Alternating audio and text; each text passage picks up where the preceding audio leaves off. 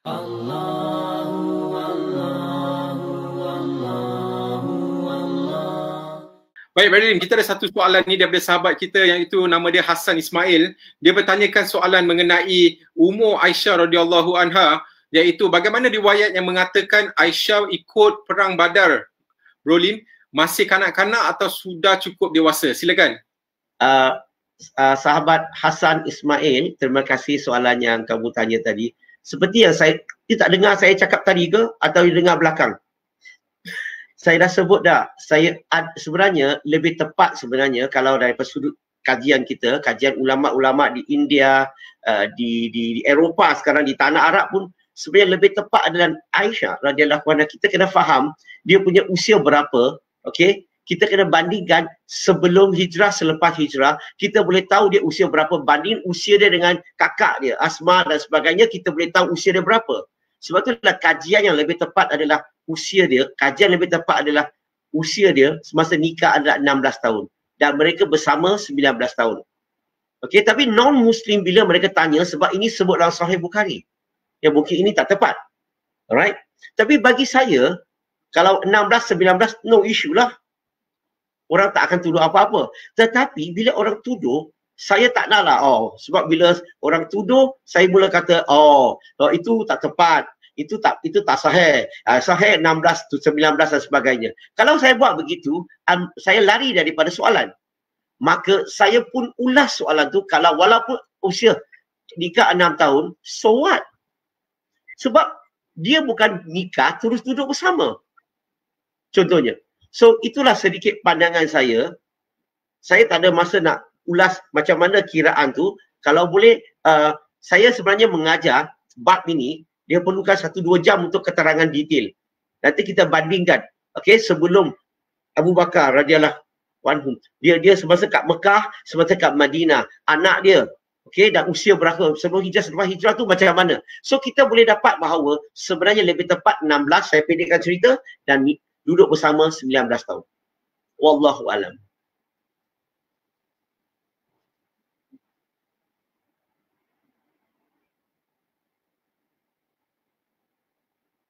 Fadli, are you there?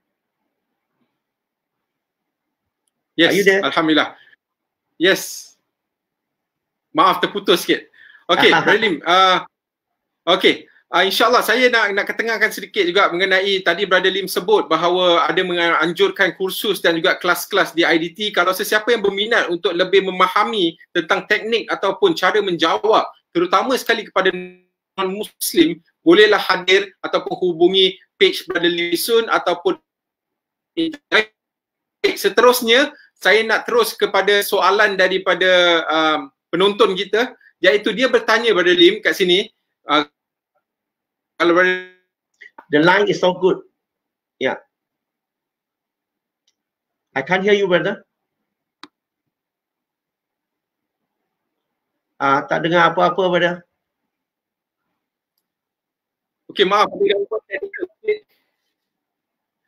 Okey, sebenarnya soalan ni ialah soalan berkenaan dengan dakwah yang biasalah ada mempunyai persepsi di kalangan orang bukan Islam contohnya. Dan ini antara soalan lazim yang ditanyakan, iaitu macam mana nak ubah persepsi masyarakat supaya masuk Islam bukan masuk Melayu. Silakan Brother Lim. Terima kasih Odi ya. CR. Nama special sangat ya. Terima kasih soalan yang bertanya. Macam mana nak ubah persepsi masyarakat? Sebenarnya isu masuk Islam, masuk Melayu ni sudah kurang dah di Malaysia sebenarnya. Saya tak dengar sangat dah daripada masyarakat sekarang. Mungkin sebelum ini kot, dulu-dulu. Mungkin orang dulu-dulu, bila orang masuk Islam, okay, mereka ni nak ajar dia Islam, tapi mereka mengajar budaya Melayu sekaligus. So mereka mengajar budaya Melayu. Okay. So kadang-kadang mereka terlebih. Bukan mengislamkan orang sangat, tapi lebih kepada memelayukan orang. Macam mana mereka memelayukan orang? Bila nikah, buat cara majlis Melayu, berpakaian Melayu, mula pakai songkok, mula pakai baju Melayu, mula pakai kain pelekat, mula makan dengan tangan, okey, dan mula buat cara hidup mula berubah. Sebenarnya bila seseorang tu masuk Islam, kita nak Islamkan dia, kita sebenarnya kena ajar dia budaya Islam, bukan banyak budaya Melayu. Tapi tak salah belajar budaya Melayu. Saya rasa budaya yang sangat-sangat bagus. Kahwin campur ni sebenarnya, kalau Melayu kahwin dengan Cina contohnya, Melayu kena belajar budaya Cina dan Cina kena belajar budaya Melayu. Sebab kita kahwin campur. Macam mana kita boleh ubah persepsi ini? Saya galakkan bila seseorang tu masuk Islam, kalau dia tak tukar nama, dia kekalkan nama Cina dia, macam mana orang nak kata dia masuk Melayu? Yang kedua, tak perlu tukar nama bapak dia. Kekalkan nama bapak macam saya, Lim Jui Sun bin Lim Hong Nam. Kalau mau bin, no problem. Lim Hong Nam itu nama bapak saya. Itu nama bapak saya. Yang seterusnya, kita boleh ubah lagi, okey, adalah bila kita nikah, kita buat dua majlis.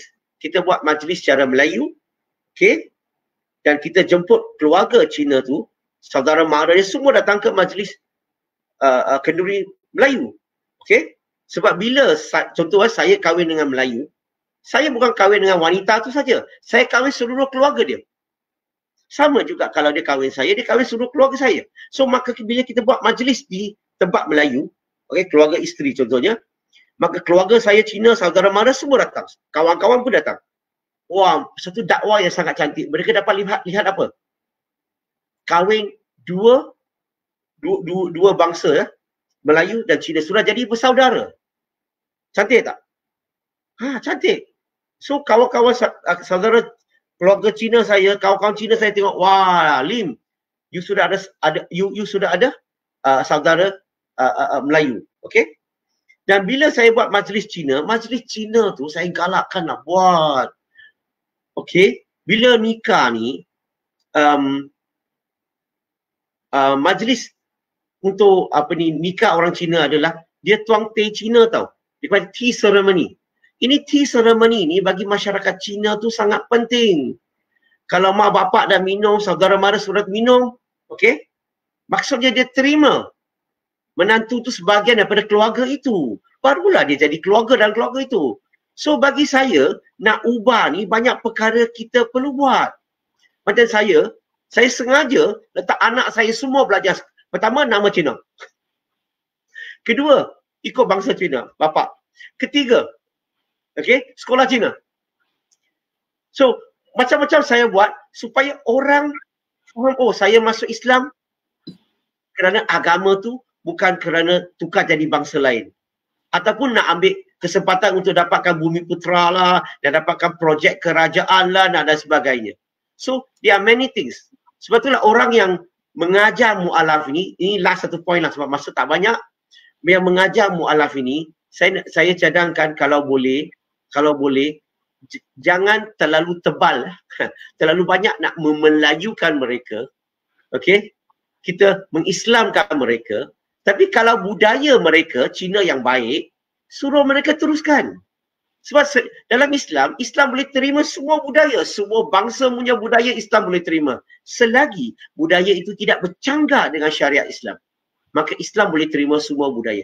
Maka kalau orang masuk Islam, kalau ada budaya yang baik, contohnya kekalkan nama pertama. Yang kedua, nama kedua tu nama keturunan. Kalau kita buang nama kedua, kita putus hubungan dengan keluarga. Maka budaya itu baik, itu Islamik. Maka kita minta mereka kekalkan.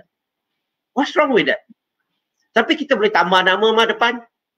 Point di sini adalah, kalau budaya yang baik, teruskan. Boleh tak saya hujah sikit lagi? Contohlah, orang Cina, budaya Cina, orang Cina suka berniaga. Islamik tak? Islam banyak menggalakkan tak kita berniaga? Itu Islamik. Masyarakat Cina, dia suka minum air kosong. Kalau tengok budak-budak pergi sekolah, dia akan bawa botol besar-besar. Anak-anak saya semua bawa botol besar-besar. Air kosong. Tapi kadang-kadang budaya Melayu pula, bukan semualah, sebab sebahagian, dia boleh bawa air sirap, dia boleh bawa air teh, dia boleh bawa air manis. Tapi masyarakat Cina, no air manis, it's all air kosong. So, Islam ajar kita, okay, kalau kita baca surah Al-Anbiya, surah 21 ayat 30, pentingnya air. Okay? Allah sebut tentang segala-gala yang hidup dijadikan daripada air. Air begitu penting. So, minum air kosong lebih sihat ke minum air manis lebih sihat? Contoh. Islam mengajar, contoh masyarakat Cina. Dia suka bangun pagi-pagi tau. Dia suka berniaga pagi-pagi. Islam pagi-pagi suruh kita selepas solat subuh, kita sepatutnya pergi cari rezeki. Tapi ramai di kalangan kita suka berniaga malam-malam. Sebenarnya malam-malam ni kita sepatutnya luangkan banyak masa untuk belajar agama, banyak beribadah, banyak berjemaah dengan keluarga dan sebagainya. So banyak budaya Cina yang bagus yang kita boleh suruh mereka teruskan. Tapi kalau yang tak baik, kita terangkan. Contohnya budaya Cina sekali-sekala minum, terangkan kenapa Allah kata jangan minum.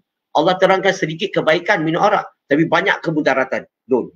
Lepas tu Allah kata jangan pergi solat dalam keadaan mabuk. Allah terangkan kenapa jangan minum arak. So kalau kita terangkan hikmahnya, oh mereka akan faham. Maka apa-apa budaya yang baik, mereka akan teruskan.